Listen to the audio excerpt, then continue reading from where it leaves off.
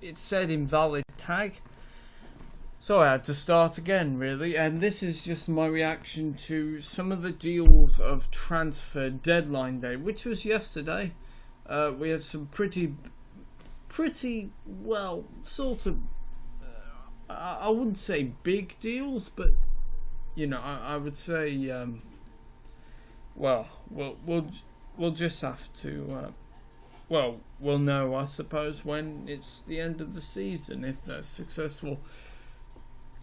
Now, I'm live on YouTube, on my YouTube channel, Lightning Born YouTube, and I'm also live on YouNow. That's it. Yes. So, the first deal I'm going to talk about with transfer deadline day was Yerry Mina and Andre Gomez heading to Everton. Now, Yerry Mina and Andre Gomez are both from Barcelona. Mina arrives on a permanent deal. Andre Gomez arrives on a loan. So I don't know really much about Yerry Mina, but I did see him playing for Colombia against England in the World Cup. Weren't they very dirty, Colombia, in the way they played? So yeah, Yerry Mina, I don't really know much about him apart from that, but he seems a good signing. He's quite young. He's better than... hello, Ben Carney. You're here. Want to join, you know, more in my reaction to transfer deadline day? Only if you want to, Ben. Oh, invite decline. Okay, alright, Ben. Maybe later if you want to. So yeah, as I was saying, Yerry Mina and Andre Gomez are alright in 10 minutes. Okay. I don't really know much about them, but Yerry Mina is young, and let's face it, Everton, Ashley Williams has sort of lost. You know, I thought he was quite an average player, even when they bought him from Swansea to replace John Stones. That was a late deal, wasn't it? But because John Stones, I think, moved on transfer deadline day, 2016. That was, wow. So yeah. So yeah, Everton. I think there's plenty of things to be excited about, particularly the signing of Bernard, who is a Brazilian international who played for Shakhtar Donetsk. I think that's how you say their name. They're an Indian team. I can't quite pronounce their name. So yeah, I think there's plenty of things to be Everton fans to be excited about. Fulham, my goodness, you've done a lot of good deals signing Jean-Michel Seri, I think that's his name, the Frenchman. You signed Timothy Mensah from Manchester United on a loan. You signed Rico, what's his name? The goalkeeper that they signed. Let me just check that out. Rico. Oh, forgotten his name. His first name.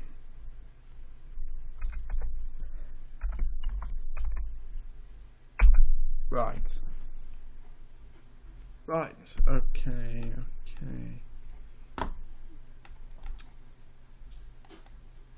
Rico.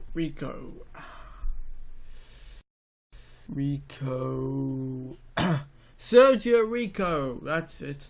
And he signed on a loan. So I don't really know much about him either, but look, this season is going to be interesting in terms of... Yeah, thank you, Ben, I already got it.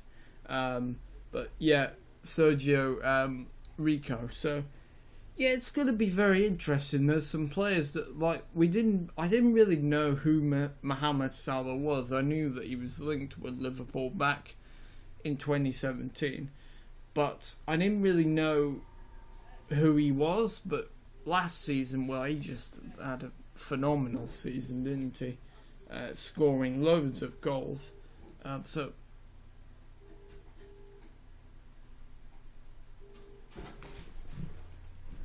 Right, sorry, I just, is that? I don't think that is my phone ringing. I think that's someone outside. Oh, well. Anyway, so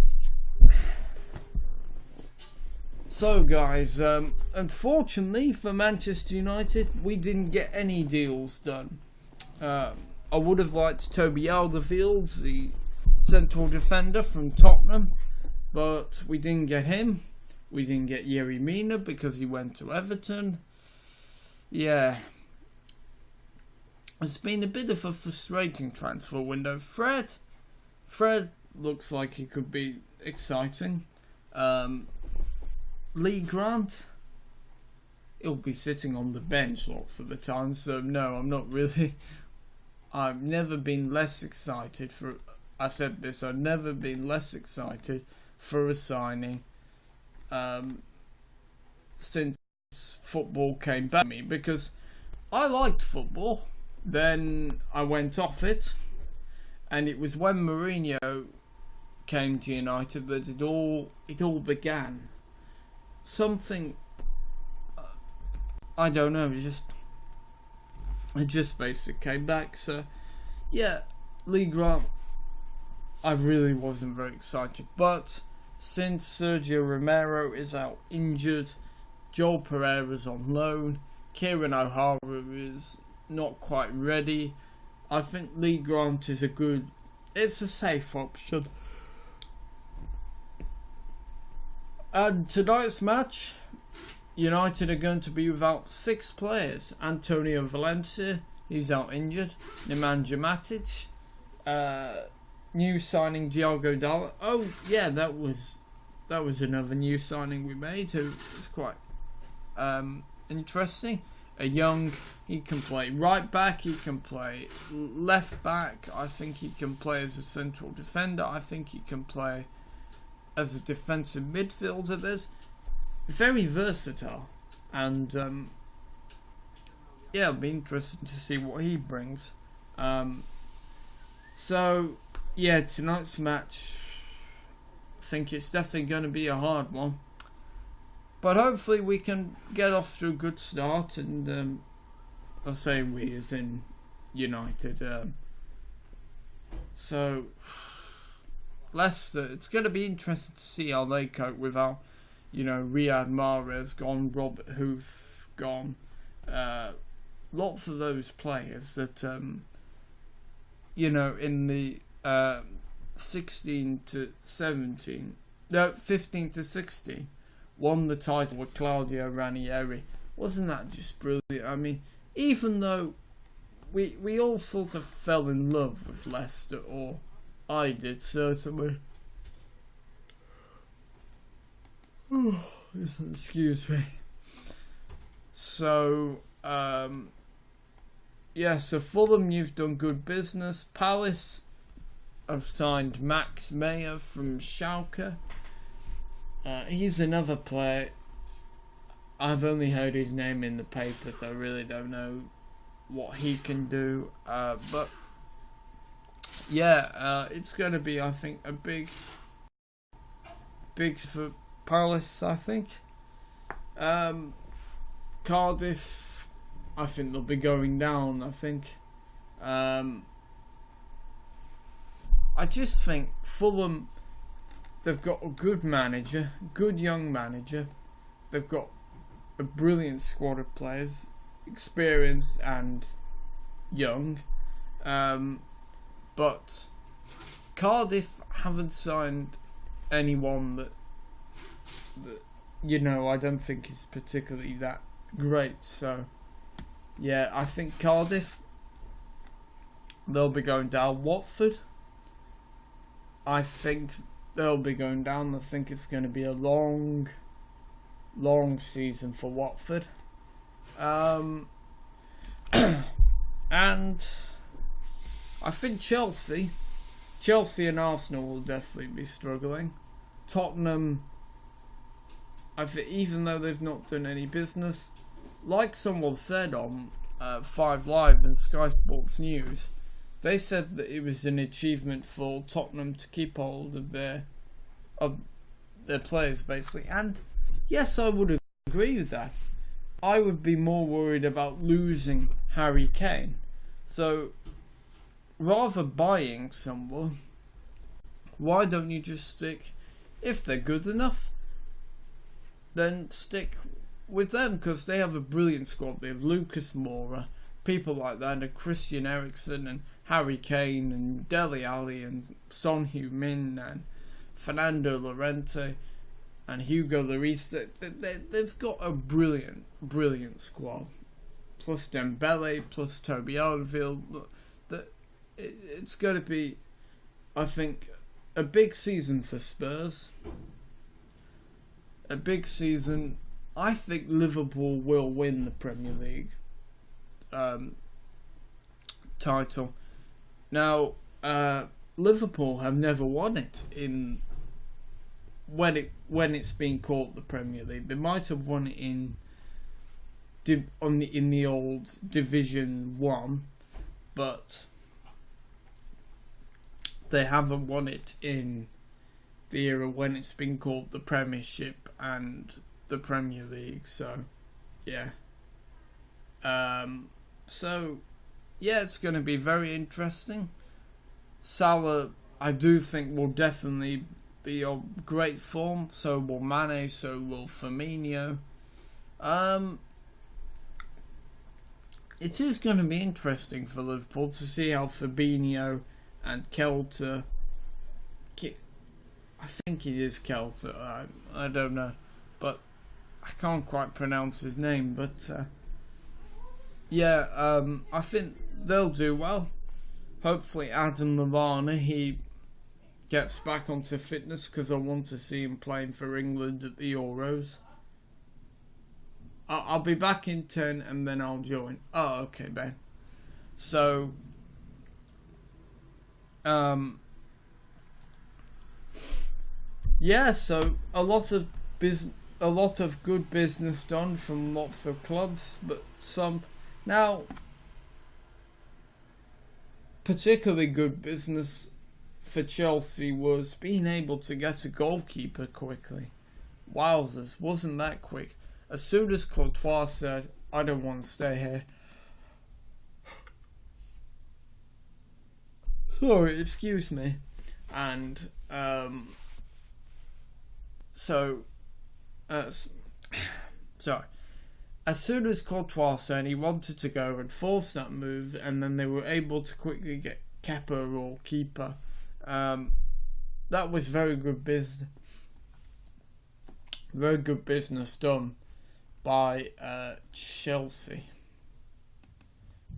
Yeah, because you wouldn't have thought they would have been able to get a replacement quickly, but they did.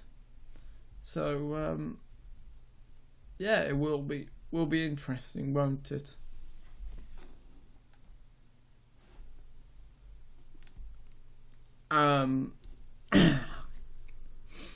Right, now, as well as YouNow,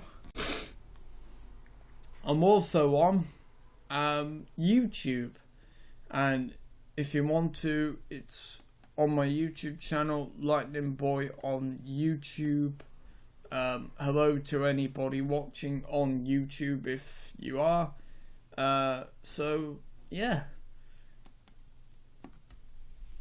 So hopefully you're enjoying this, my reaction to the transfer window.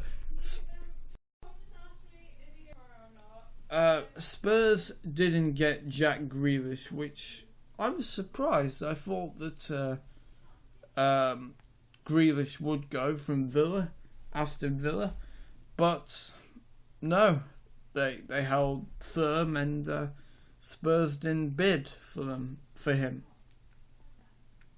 But there's rumours that Grealish is set to sign a new contract, which has a clause allowing him to leave if they don't get promoted. So maybe if Grealish has one more season with Villa, and then let's see where we're at then. So I definitely think he will come to the Premier League, but we'll just have to see, won't we? So yeah, Chelsea is going to be a very interesting season. New goalkeeper, Jorginho, of course.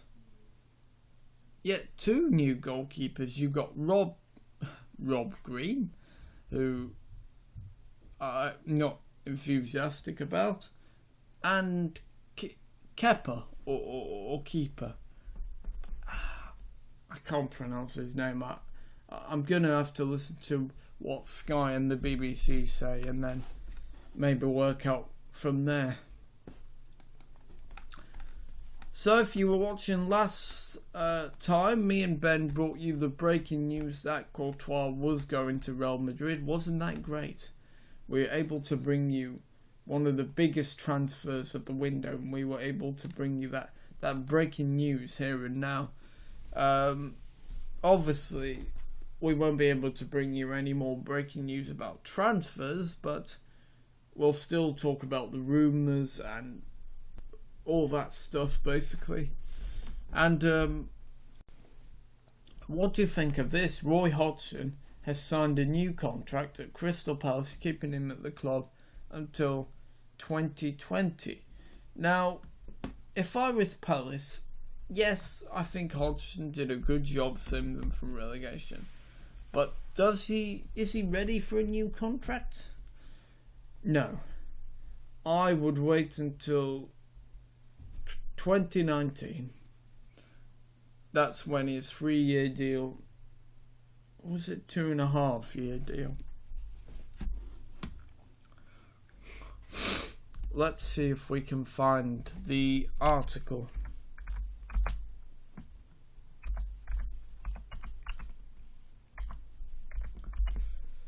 But see how he does next season then. Right, let's see. So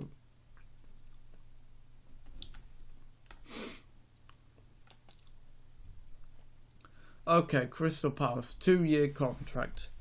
Okay, so it would have ended in 2019. So still, I would have waited to see what it would have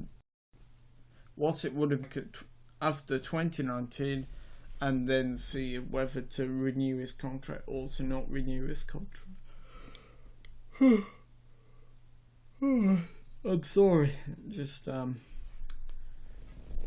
very a little bit tired today, but bear with me. I'm gonna soldier through, as they say. So tonight,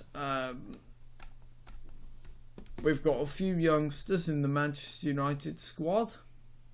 And we've got Paul Pogba back. Now, Pogba is a problem. He's a big problem. And you know, I was questioning his attitude because he came off holiday last week. Okay, I'm sorry, but if you're a player, you should not have too much holiday. Pogba has had too much holiday. He's had have a few weeks off after the World Cup and then come back for training. No, Pogba is he's staying on holiday too long, and look, he might not even be match fit for today. It's very annoying. How do you think that is there a problem with his attitude? I mean, I just don't really know. But if I was his manager, I would be really furious. So here's what the Guardians predicted United starting 11 to face Leicester. So it's David De Gea in goal. Matteo Darmian still here. Oh dear. Lindelof and Bailly, well, apparently they did well against Bayern as a defensive partnership, so I'd like to see them. Luke Shaw. Then in the midfield, Andres Pereira, Scott McTominay and Fred. And Mata, Rashford and Sanchez. I would say, I think that will be the starting lineup. I mean, the only thing I would do is perhaps change Darmian to Young, perhaps, or put Lindelof to the right back side, and if Jones is fit, have him opposite Bailly and keep Shaw there. So that's the only change I would make.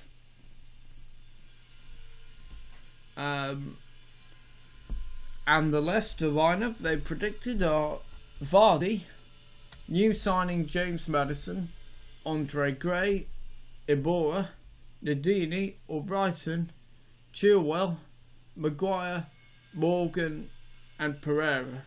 Wow, I would have thought Johnny Evans would be starting tonight. He was signed from West Brom, and Kasper Schmeichel in goal. So it's going to be interesting, isn't it? Will that lineup be? Will that be the official lineup tonight? We will have to wait and see. Now, United kick off at. Let's just see. I'm going to go on to the BBC Sport website. You can't see, but okay. Right, they kick off at 8 o'clock. And it's going to be on Sky Sports Premier League, I think. Live coverage, and then if you don't have Sky, you'll be able to watch it on Match of the Day tomorrow on BBC One, because they'll be showing highlights. Are you ready, Ben? Alright, mate. Here you come. Let's see what your reaction to this deadline day transfer window is. Right, how are you, Will? Yeah, I'm good, thank you, Ben. Listen, wasn't that a great broadcast that we did? And we were able to bring you the breaking news about Courtois leaving for Real Madrid. Yeah, it was good, yeah. And it was so funny, wasn't it? Because we were talking about it, you know, and then right at the moment, a thing popped up on the Sky Sports Transfer Centre saying he'd gone. Yeah, that actually did happen, yeah. So that was funny. That was a bit weird, but yeah. So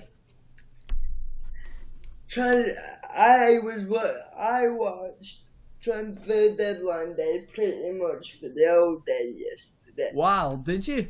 And I was expecting us to at least sign someone. At least sign one player. At least one player. At a last minute approach, we went for Godin, and apparently his agent wanted him to come, but yes. But now then he signed a contract. Yeah. What do you think? Is it going to be a long season for United? Do you think? Because of no new signing. Well, I think we needed to strengthen. Yes. Toby Alderweireld or Yerry Mina has gone to Everton, he has now. Yeah, and my first choice would have been Maguire, as you know, but apparently Alderweireld wanted to come and Spurs would have let him leave. So well, you know what Daniel Levy is like. Ever since the Berbatov deal, there's been bad blood between him and Manchester United. Now, yeah. Ben, I want to ask your opinion on Paul Pogba. He's only just returned from his holidays. What do you think about that? His attitude, obviously there's some problems because, look, after the World Cup, I get it. He won the World Cup with France, have a few weeks off, and then come back for pre-season. Pogba was not in pre-season and has now only just come back now. Well, I think players get the choice whether they want to have a longer holiday now. But if it was me, I'd just want to get that playing football. Yes. Obviously, I think there's some problems with Pogba. Like, me personally, I don't know. I'm just guessing here, but I don't think he gets on with Mourinho, to be honest. No. And we all want him to show his best form because he had a brilliant World Cup with France. We've seen glimpses like the Manchester derby, like I was talking about the other day, when he scored 2 goals without reply. But yeah, we do need to see, don't we? Yeah, we do. But I think this season he has to really take the game by the scruff of the neck, because if he doesn't, then we might see him leave. Yeah, and obviously I think this is a make or break season for Luke Shaw as well. Yeah, like, I don't know if you can remember, but the other day when we were doing it, I was saying to you that as United fans, we all wanted to shine, but he hasn't had that standout performance yet. And I just wonder if he'll keep getting chances. But to be fair, Mourinho has ruined him a bit. But at least because last season, because he was injured, he missed pre-season. But at least this season he's had a full pre-season, and yeah. I would like to see him start tonight, though. But I think he will start tonight because I don't think Ashley Young will be fit enough to start, and obviously Blind's gone, Dallow's injured, and so I think Shaw will definitely start tonight. I think Pogba will be on the bench, but I don't think he'll start. It's just, if I was the manager, I would be frustrated to Pogba. Look, just don't have too much holiday. Have a little bit of holiday, but come back and help the team. I don't even think Lukaku's back, to be honest. Yes, he is. He is back because he's in the squad for tonight. Oh, alright, fair enough. And here's what the Guardian is reckoning that Lindelof and Bailly, the predicted lineup will be Lindelof and Bailly, Darmian and Shaw, and then for the midfield is Pereira, McTominay and Fred, then Mata, Rashford and Sanchez. Yeah, but I can see that being the lineup, to be honest. Yeah, well, I think Lindelof and Bailly, I'd love to see them together because it's either been Lindelof and Smalling or Jones and Bailly, and I don't want Smalling to start tonight. Well, we'll just have to wait and see, but yesterday's transfer window was a real fail if you're a United fan. Yeah, because Everton and Fulham, they've been doing much more business than United. Yeah, and I was a bit sad to see Fosu Mensah go, I'm not gonna lie. Yeah, but he only showed glimpses, didn't he, at Palace, that he? Yeah, I think he can replace Valencia, though. You think he's the long-term successor to Valencia? Yeah, I do, yeah. See, I think Dallo was bought to be the long-term replacement of Valencia. I was going to say him or Dallo, but... Yeah, Dallo is unfortunately injured, so he won't be able to start tonight. Yeah. Oh, hang on, we've got some breaking news that's just come in a few minutes ago. So defender Kurt Zuma has joined Everton on a season-long loan. So what do you think of Kurt Zuma? Well, at Chelsea, he was decent at best under Mourinho, but at Stoke, he was awful. Yes. Yeah, I think Zuma is a fairly average player, to be honest. Yeah, but Everton have done some good business, some good late business. They have, because they bought Bernard in and Andre Gomez and Yerry Mina. Here's a question I wanted to ask you, Will. Okay. Like, for me, the way I see it with Mourinho is pretty much every United fan probably wants him gone, yeah. But the way I see it is Mourinho's always played slow, boring football, and that's his style. But when he was at Milan, Chelsea for a bit, teams like that, he won the Champions League with Inter, Porto, and that was his style of play. But now, I think, because football's evolved a bit, it doesn't work as well. Do you agree? That's exactly my point of view, because we've got Guardiola and Klopp who are younger. Mourinho's football would be considered old now, his style of football. So that's, look, if we were in 2005, I think the football would have worked. But the problem is, I just think Mourinho is past his sell-by date, I think. Yeah, and there's no doubt about it. His football worked because his record speaks for itself, and he won Champions League with Inter, Porto, teams like that, like I just said. But that was in 2004 or whatever it was. Yeah, it was 2004.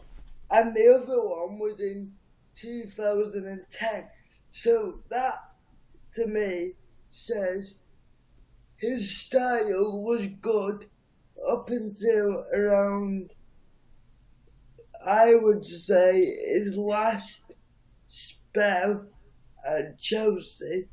That was when football was starting to evolve. I think it's not just because there's younger managers. I think that when he dismissed the doctor, I think that severely damaged Mourinho, I think.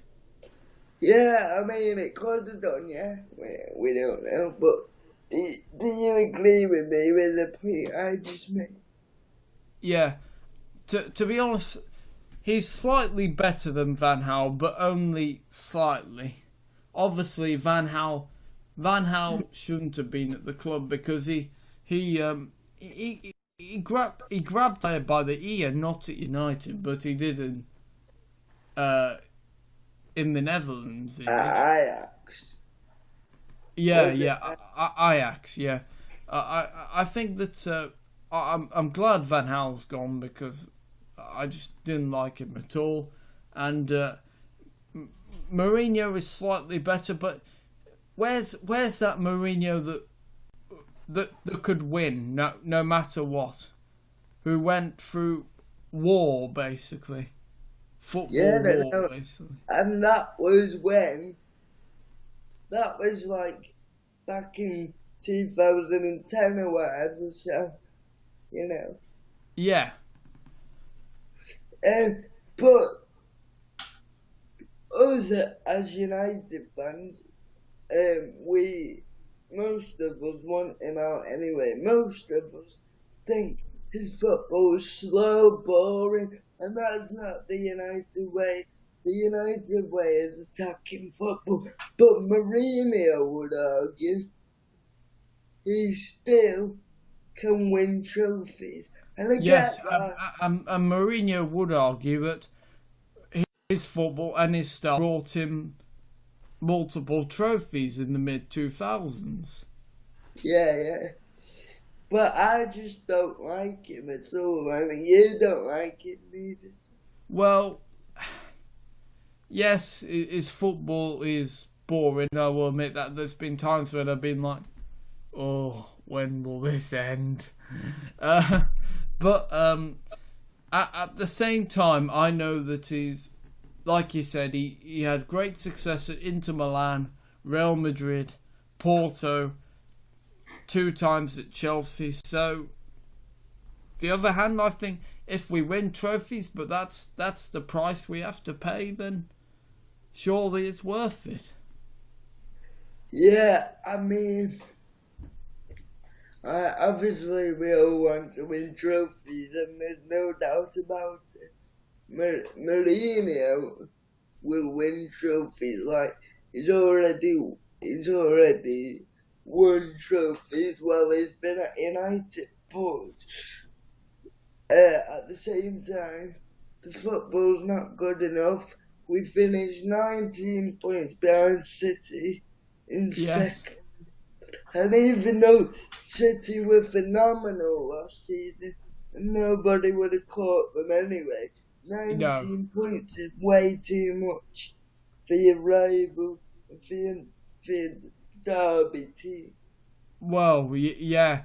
I think, yeah, give Mourinho one more season. Or actually, he recently signed a 1-year contract extension. So give him until 2020. And if he's not a success, then don't renew his contract. I think one more season and then see where we are, and then give him one last full season, I think. Yeah. And like you said, I would agree with you. 2 Frenchmen, I think, would be on my list to replace Mourinho. The first would be Zinedine Zidane. Yeah. And the second would be Laurent Blanc. Yeah, like, I'd be happy with any of them, to be honest, but the first choice would be Zidane. Because of what he's done at Real Madrid, which is phenomenal. I mean, he's won all those Champions Leagues in his quite short time at Real Madrid. Yeah, and don't forget as well, they were all in a row. Yeah. So, yeah, Zidane, I think, would be a good choice. Yeah, I would pick him, but there's also an argument that did he do much of his own on Real Madrid, or did he just pick up the foundations that Ancelotti, Mourinho, and Huub Heckenlees, who I can't pronounce his name, who was briefly Bayern manager till the end of last season. Heckenlees, I think. Anyway, the point is, do you think he just sort of built from the foundations left from other managers, or do you think he did his own work there? Well, obviously, he still had some of the players that were there when he was there, but yeah, I think pretty much all of it was Zidane, even though he had pretty much the same players, because I just think what he did was absolutely phenomenal in such a short time. Yeah. And how do you think Real Madrid will do under Locatelli this season? Well, they've still got a good squad, there's no doubt about it, but yeah. losing Ronaldo is a big hole to fill. Yeah, I just don't know if Locatelli or whatever his name is Locatelli. Locatelli, alright. I don't know if he's the right man for the job, but then Even again, though he has done good with Spain and was sacked just before the World Cup, which I still think was not the right thing to do at all. yeah. And also, because now obviously Courtois is coming, where does that leave Keylor Navas? Will he go? He's come out and said he wants to leave Real Madrid as much as he wants to die. So that's basically like he never wants to. I think he might have to maybe put up with sitting on the bench and having competition for once. Yeah, because Keylor Navas is a good keeper, but he's shaky. Like I was saying, and he's not absolutely. He's not like De Gea. No way. no. And put it this way, Courtois is better than him. So. Yeah, Courtois is a definite upgrade. And Chelsea, it'll be interesting to see how Kepa or Keeper, I still can't pronounce his name, how he does. Kepa Arrizabalaga or something like that. I don't know. But anyway, how do you think Sarri, Jorginho, how do you think they'll all do? Starting off with Kappa, he's been compared to like the new De Gea, and obviously, as we all know, it took De Gea time, and now he's probably the best keeper in the world. So I think it will take him time. He's sort of already quite a big name at the age of 23. He's had a Spain cap, but obviously Atletico Bilbao is obviously different to Chelsea. Yeah, well, Athletic Bilbao, like the Spanish equivalent to Everton, they are. Yeah, like, it's obviously different to Chelsea in terms of, like, it's not as hard, if you know what I mean. Yeah, and in terms of size and recognition. And Yeah. So, as for Sarri, well, me personally, I think Chelsea sack their managers way too often. I don't think Conte should have been sacked. Because if you look, I think Conte literally had 1 year left on his contract. Yeah, and also, if you look, the 2 seasons that he was there, first year, he won them the Premier League. After they finished 10th the season before, I think. Yep, under Mourinho and Gus Hiddink, respectively. And then they won the league in the first season. Yeah. And in the second season, I think they slightly underperformed in the league, but then he still won the FA Cup. So me personally, I wouldn't have sacked him. And to be honest, I don't know a lot about Sarri. Apparently, he's a good coach. Yeah. Jorginho,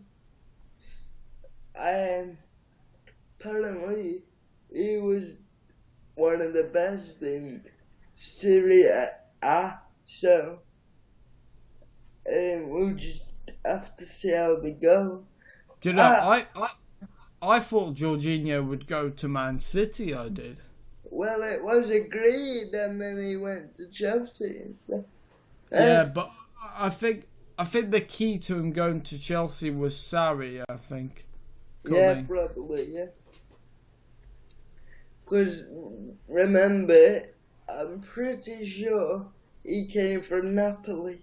And that was where Jorginho came from. Yeah, and Jack Grealish, he didn't get his move. So how do you think he's going to react, basically? Well, I think it would be disappointed at not moving to Tottenham, which is obviously a step up. But I can also see it from both sides. And if I was Villa, I would be doing desperately. I would desperately be trying to keep Grealish because he could be the one player that is crucial in getting them to the Premier League. Yeah, he could be. And also, going back to that Chelsea thing you said, I'm more excited to see how Arsenal do than Chelsea. Yes, because obviously, Unai Emery and Leno. I think. Oh, do you think that Petr Cech? Do you think he'll be first choice, or do you think he'll drop to second choice? Well, Cech's getting on a bit now. I don't really know much about Leno. I've seen highlights of him, and he looks pretty decent. But then again, highlights can make anyone look good. So Yeah. we'll just have to see. And also, Cech's best years was with Mourinho when in his first few spells in his first spell at Chelsea. He was one of those key players along with Joe Cole and Didier Drogba, players like that, and of course Lampard, that brilliant Chelsea team, who I would regard as in the golden age of the Premier League. yeah, and also I remember in the 2008 to 2009 season, I think Cech was the best keeper in the world. Yeah. But the year of 2008, 2009, it's weird thinking this now, but we were actually the best team in the world then. Yes, and I think Chelsea had Avram Grant in charge. Yeah, they did, yeah. Season. They did. Well, actually, I think they had Luis Felipe Scolari first, then they sacked him, and then they hired Avram Grant. Yeah, they did. Yeah, but it's going to be an interesting season for the Premier League.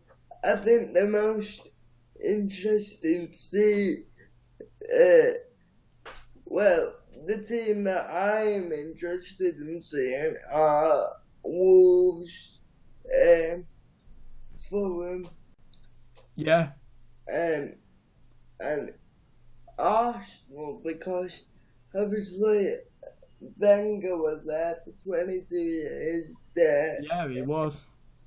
They've got YouNow Emery, they've got some new players coming in, they've got some players going out. Yeah. So it's going to be interesting. And do you think Theo Walcott will be surplus to Everton, because they bought Bernard, who is a new winger? So do you think Walcott will be surplus to requirements this season? Well, I think at best he'll probably be on the bench, but yeah. And do you think Fabian Delph will also be close to leaving City as well? Maybe, but it might be like the Zinchenko situation where he wants to stay and fight for his place and he Well, doesn't want to. Zinchenko is young, so I understand why he would want to stay and fight. But Delph, I don't really think much of Delph, really. Neither do I, to be honest. But and Zinchenko is younger than Delph, so there's probably a better reason for him to. But also, then, why would you want to leave like a team like City when they're playing football like that? Yeah, because City, I will admit it, City were much more exciting to watch than United last season. Yeah, they were unstoppable. Yeah, they were brilliant because I was looking forward to, perhaps seeing City v Barcelona in the Champions League, but of course we never got to that because City went out and then Barcelona went out to Roma. Talking of Roma, do you think they can build on from last season?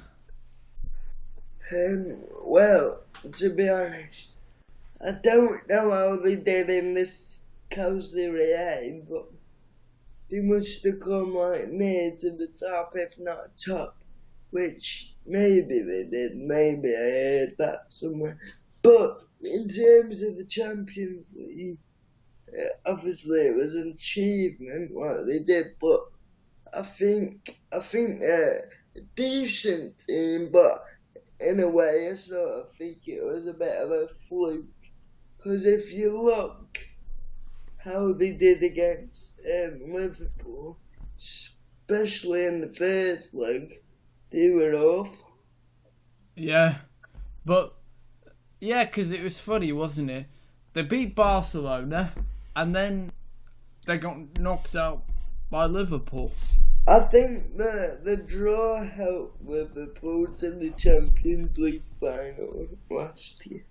Yeah, and do you think Barcelona could they struggle more without Iniesta, a big, experienced midfielder? Well, obviously, Barcelona is still a good side, but I think they've been on the decline for quite a while. Yes, and how do you think? I know this is probably going to be many years, but how do you think they'll cope when the likes of Messi and Suarez have gone? To be honest, it's hard to say because when they go, we won't know what their squad looks like until it actually happens. Like there might be like some young people that maybe like a Suarez in the future, and they might get that. But in your honest opinion, how can you see Barcelona still being a success without Messi, Suarez, and Busquets and Piqué and people like that? Well, obviously they're like top players, and I think Busquets, is really underrated. And again, probably not. No, but it depends who there is available in the future. Yeah. It'll be interesting, won't it? And how do you think Gareth Bale will do this season? He's had a decent pre-season. The question is, can he keep himself fit? And if he does, I think he'll have a good season. But that'll be an achievement for Bale if he keeps himself fit. Yeah, it will. But if he gets injured, then obviously that will be a big loss. Yeah. And I think Asensio will have a good season this season. Yeah.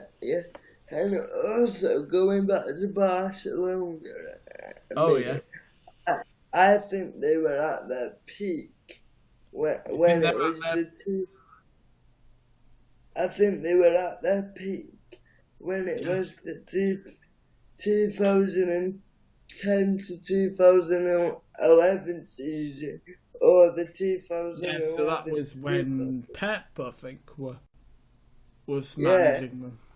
they had David Villa, Messi, and Pedro, Puyol and Piqué, Iniesta, Xavi.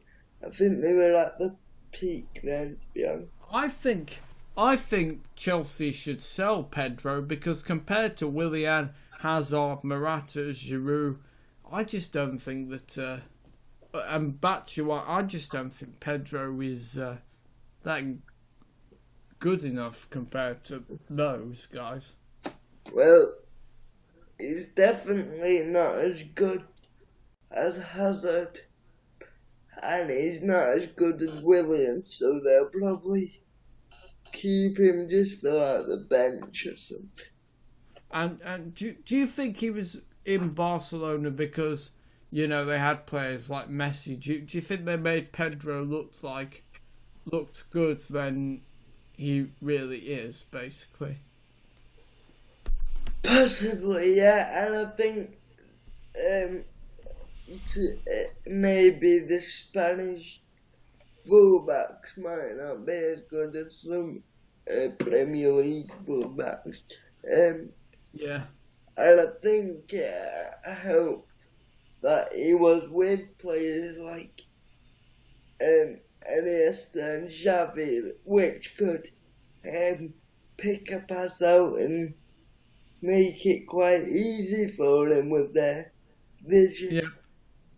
Oh, just to tell you guys, we are number 1 on YouNow and Chill.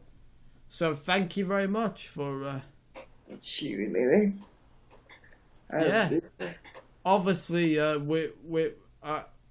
don't think we're done yet because how long have you got, Ben? Do you know if you've got long or? I don't know, to be honest with you. Well, I'll just see how long it goes on for. I don't have a set. Should we keep going then? Yeah. What? I don't have a set time, so I can. Oh, okay. Yeah, let's keep going until you have to go. So, Ruben Loftus-Cheek, obviously he didn't get the loan back to Crystal Palace or didn't get loaned out to any team. So, what do you think Sarri will give him a chance more than Conte? Well, the thing is, with Chelsea, like, last season, I think I remember, like, people like Jeremy Boga, he started the opening game for Chelsea last season. Was playing well, and then Cahill got sent off, so that meant they had to replace a player with like a defender, so they replaced Boga, and then he was never seen again. And like, I think Loftus-Cheek is good enough, and I would play him. But I just wonder with like Kovacic signing. Yeah. Will that be enough for him or? And yeah, because we'd all like to see Loftus-Cheek play for England. Yeah. Or I certainly would. And what did you think of Phil Foden's performance in the Community Shield? Well, I didn't watch the Community Shield because I was watching my brother play, but sorry, yes, that was it. I will say about Phil Foden, right? he's won the World Cup in the England under 17 to 18 to whatever. Yeah. So he has a bright future, and it looks like Pep wants him to stay. Yeah. And I'd like to see Foden be good for England. You know, our future midfield could be Foden, Loftus-Cheek, maybe either Oxlade-Chamberlain or Alexander-Arnold in that midfield. Yeah, that could be a really good midfield. Yeah. As we've said after the World Cup, I mean, the future looks bright for us as England fans. Who would you like to come? Who would you like your to play for England in the Euro 2020 squad? Would you like Adam Lallana to come back in if he's fit? Well, obviously, there's no doubt about it. Lallana can create stuff, but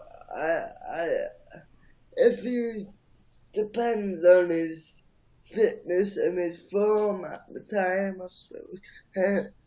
But ultimately, I would keep the squad the same as it was in the World Cup, and maybe add like Lallana and Chamberlain or something. Oh, okay. Yeah, because Lingard, I don't think is good enough for England. I don't think. I think he's pretty good. I do Lingard. I think. Look, if he could replicate the form he had late last season, that'd be good. But I think people are getting a bit not you, but I think fans are getting a bit carried away about Lingard. Yeah, and that's what people do sometimes. It all depends on the season he has this season as well. Yeah, and this is a tweet from Samuel Luckhurst, who's a journalist on the Manchester Evening News. And you know how we were saying about Lindelof and Bailly perhaps starting? Well, he thinks that there'll be a good chance of Lindelof and Bailly will start together for only the second time tonight. Would you like to see Lindelof and Bailly tonight? Well, to be honest, it's either Lindelof and Bailly or Lindelof and Smalling for me. And I know you don't like Smalling, but I don't like Jones really. Yeah, because I don't think Jones will be match fit, but well, you never know. I think we brought Lindelof in, and there was like some potential, and I still think there's potential there, and I think he'll be centre back with Bailly in like a few years to come. But I just haven't seen really enough of Lindelof to know what he's really like. Although I will, when I was watching him against some of the big teams, Arsenal actually, he did have some really games when he was solid actually. So I thought he was nothing really stand out, but at least he was a bit solid. Yeah. I just don't. The games I saw him with him last season, I saw him in a few games. I actually saw him live last season because I went to a few games. I went to the Manchester derby, which we got beat 2-1. I went to the Newcastle game where we won 4-1. I went to Brighton. I went to Burton. So I went to a few games last season. And I saw Lindelof play. And in the Brighton game, I remember he made an absolute crunching tackle, and everyone cheered. Yeah, and but remember his first game when Jones came off injured, it was against Huddersfield, and he made that absolutely horrific mistake. That was probably the worst debut to ever happen to Lindelof. But I think when like you said, when he made that big tackle against Brighton, that was when he started to get his confidence, I think. Yeah, I think I don't think he's like very very good. I think he's solid, like you said, but we just need to see him a few more times, I think, to know what he's really like. And I wondered, Ben, if you wanted to do sort of later after this in a few hours. The match starts at 8 o'clock, so I wondered if you wanted to do like a sort of unofficial pre-match build-up, when we see if we can announce the lineup on here. Yeah, what time? About like 7 or something? Well, the game starts at 8 o'clock, but I'm not... Oh, hang on. The game kicks off at 8 o'clock and Sky coverage beginning an hour earlier. So, how about 7 till 7:30 maybe? Or maybe... Yeah, 7 till 7:30 is pretty good, at least. Because if we do it, we'll be able to get the lineup straight away at 7. Yeah, because wouldn't that be great if we could announce the lineups and then think how we think that Mourinho will line up and... Yeah, so we could do it till about from 7 till about 7:30, 20 to 8. Yeah. Something like that. And then you'll be going... Have you got Sky, have you? Yeah, I've got Sky. I'll be watching it. Yep. So you'll be hopping over to... Obviously not literally, but after the build-up that we're going to do, you'll be hopping over to Sky and... I'm hoping we'll get to see Carragher and Neville back. Yeah. On Sky Sports tonight. I watched the Premier League launch a few days ago, and it was basically talking to the managers, some of the players, and Jamie Carragher and Neville were there, and Jamie Carragher was practicing shots with Ruben Neves, because you probably know this, but last season he scored all of his goals from outside the box. So they were doing like this challenge with Ruben Neves, and Jamie Carragher missed, and on his return he actually swore. Yeah. Now, first of all, I didn't see the launch, so did Carragher apologise for his unfortunate incident last... What, with the spit? Yeah. Spit. No, that wasn't mentioned. Oh, okay. I just wondered if he did an on-air apology.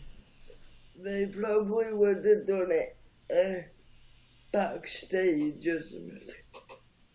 Oh, okay. So yeah, guys, if you're on here 7 till about 7:30, I think. Obviously, we can't tell you the definite time. We're going to do a sort of an unofficial pre-match build-up, and we'll be able to bring you the lineup. And yeah, it's going to be brilliant. Our first pre-match build-up. Yeah, it's going to be. Yeah, been good that one. Yeah, definitely.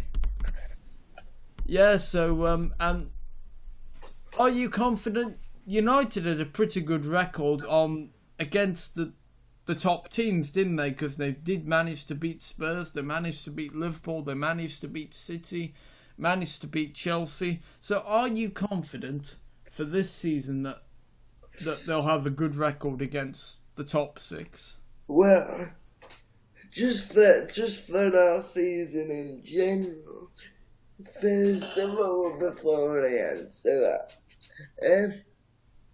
if like I just want Mourinho to like be winning games like he was in the past, but I don't really like him. But I just want us to be like that. Finally, win the league again.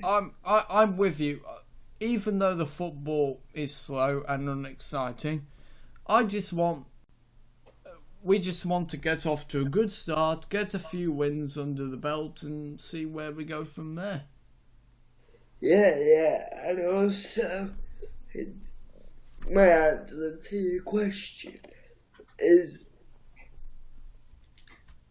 well, I don't know if we would repeat that record like last season, winning against the top six. We might do, but other clubs have strengthened like a lot.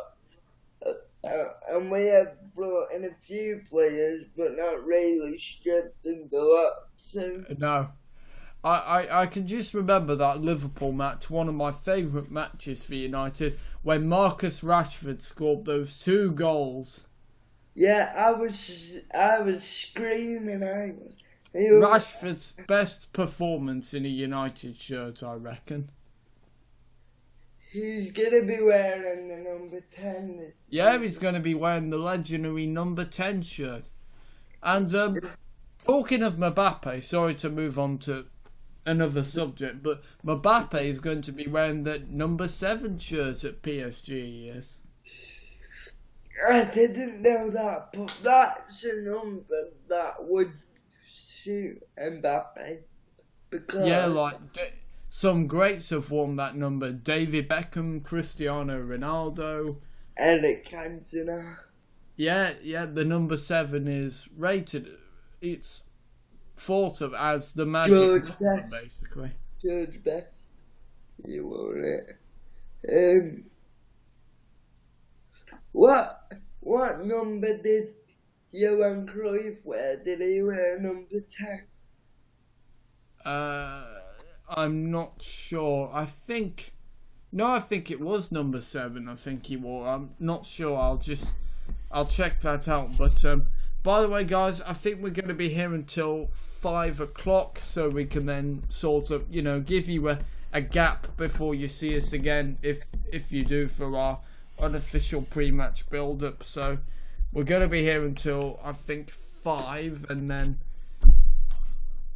we're going to come back for our unofficial pre-match build-up, which is going to be exciting. Hopefully we'll be able to bring you the lineup, and it'll be interesting to see if Jones starts, if Rashford starts, if Sanchez, I think, will definitely start, but it'll just be interesting to see who starts, who's on the bench, if there's any big players omitted. So we'll hopefully bring you all that starting at 7 and until we think 7:30, or at least 8 o'clock. But we're not really sure. We'll check that out for you. Near the time. Yeah, but it's been good. It has been good. I think the key to giving us a good, successful broadcast is to talk about one subject and stick to it. With all due respect, Alex, it sort of was a bit all over the place. I did enjoy doing it with you, but your fitness, maybe you could do that on your own, basically. Okay, Johan Cruyff. That wasn't meant to be a dig, but Johan Cruyff was a great a great player because he was a. Would you count him as a legend, Johan Cruyff? Yeah, I would, yeah. Like, he basically, I would highly, highly, highly count him as a legend because he changed football, basically. Yeah. He's one of the people along with and I would think one of the people who did change football is do you know who Jimmy Hill is? Yeah, I've heard of him, yeah. Yeah, he used to present Match of the Day on the BBC and he was a linesman and yeah, he basically was the one that complained about footballers' fees at the time. And look what they're getting paid now. Yeah, I think another one who's changed football going back to the years is Ronaldinho, Eusebio. He definitely changed it for Barcelona anyway. Yeah, Ronaldinho, wow. He was such a great player. Along with him and the other Ronaldo, Brazil and Barcelona, that was in our golden era, basically, of football. Yeah, it was. And also, more recently, obviously, you can't forget Messi and Ronaldo. Like, they've changed football as well. Like, when they retire, their legacy will go on and on and on. Yeah. They've changed football because they're... Hopefully Mbappe can, if he keeps doing all the right stuff, that he can become a great legend as well. So look at here on Johan Cruyff on Transfer Market. This is a great website. Have you ever been on it, Ben? Transfer Market? Yes, I have. Yes. Yep. It basically tells you trophies and the teams. Johan Cruyff's shirt was the number 14. That was his famous number. Oh yes, that one. And he wore the number 14 for Barcelona, Ajax, and the Netherlands national team. So there you go. Number 14 was the magic number for Cruyff. Cheers for that. Well, I just wanted to know. Yeah. So what's your feeling about the game tonight, Ben? Are you nervous? Are you excited? Tell me what is your feelings going into tonight's game? Well, obviously, I'm excited. I'm full of energy. Because the Premier League's back. Yes. We're the opening game. We're at Old Trafford. The place should be loud. Yeah. I feel good. I think we'll be good enough to get the win, but you just never know with the Premier League. And you can't underestimate Leicester. You can't underestimate Leicester or anyone in the Premier League for that. No, because they certainly can spring you some surprises. Definitely. Do you think that Johnny Evans will start tonight for Leicester alongside Harry Maguire? Well, for West Brom, he was a good defender. And for United, he was decent, wasn't he? Yeah, he was decent, yeah. And for £3.5 million it was. I think that's a good deal, and I think he should be starting. Yeah. But yeah. And here's what Mourinho has said in the programme. So, like always, we want to keep improving and keep bringing trophies to Manchester United because success motivates us. I hope that tonight we take the first steps towards doing that.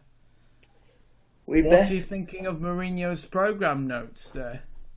Well, we better, because if we don't win, I think it will just, even though it's the first game of the season, if we don't win, I think people will just keep getting more and more negative about Yes, Mourinho. So and I think it's important that we win, not only just to get off to a good start, but it's important for Mourinho as the manager. yes, to stop all that negativity. Yeah. And also, I want to ask you two questions. Oh yeah. One of them isn't a question. Well, it can be if you want to, but do you know how, like, 2 minutes ago, we were saying about who's changed the game? And I think Yeah. two other people that we forgot to mention is Okay. obviously Fergie. Yep. And I think Matt Busby as well, because like the Busby babes and everything like that. Yes, those are two of the biggest managers in United, aren't they? Sir Matt Busby and Sir Alex Ferguson. Yeah, and not just United, the world probably. Yeah, I'm hoping that Mourinho can be certainly up there with Sir Matt and Sir Alex. You know, Yeah. we all want him to be. We all want to see his statue at Old Trafford. Yeah, and the other thing I was gonna ask you, do you like this thing that we do, which is basically just talk about football? Are you asking me or the people watching? I'm asking both. Well, yeah, I, it's brilliant, mate. It's really fun doing these broadcasts, and like I say, I'm looking forward to our first, which is hopefully keep them going through the season, depending whether you're available for the United games or certain big games. We can do like pre-match build-ups and. yeah, that is what I was gonna say. I don't think we should.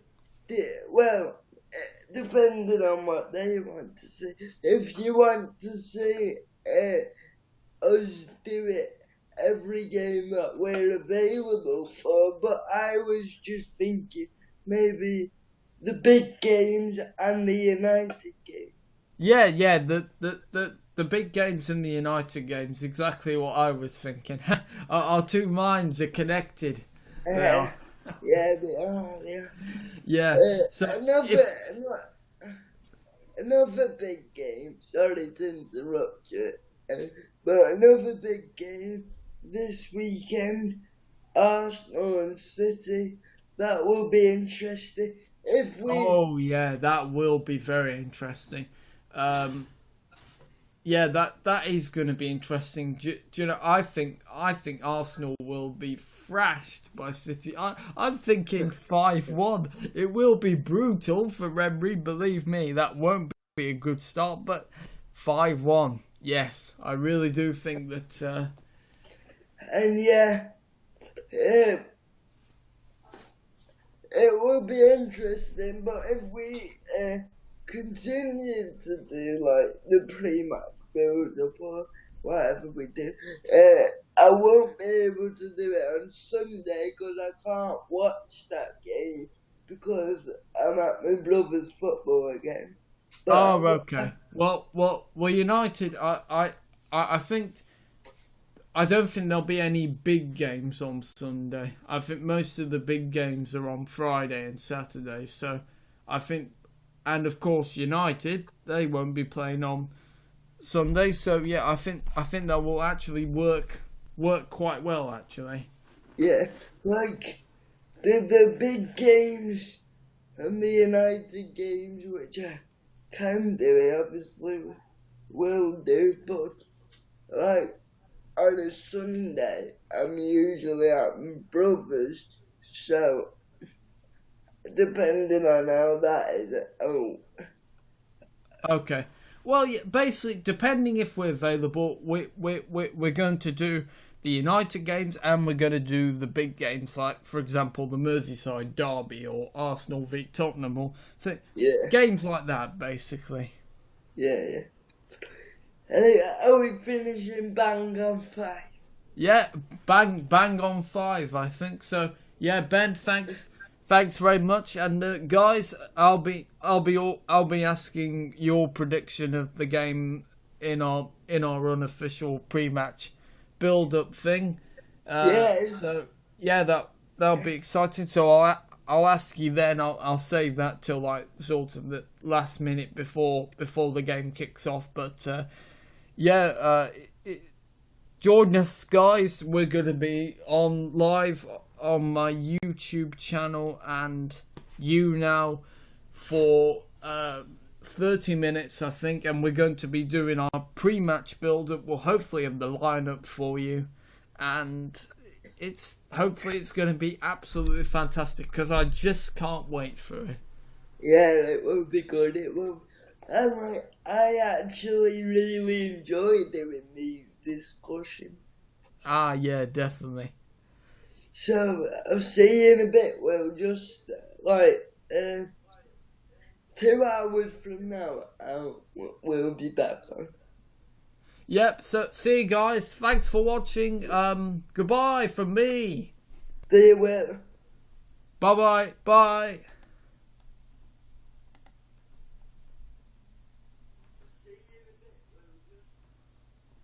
And goodbye from me. Bye.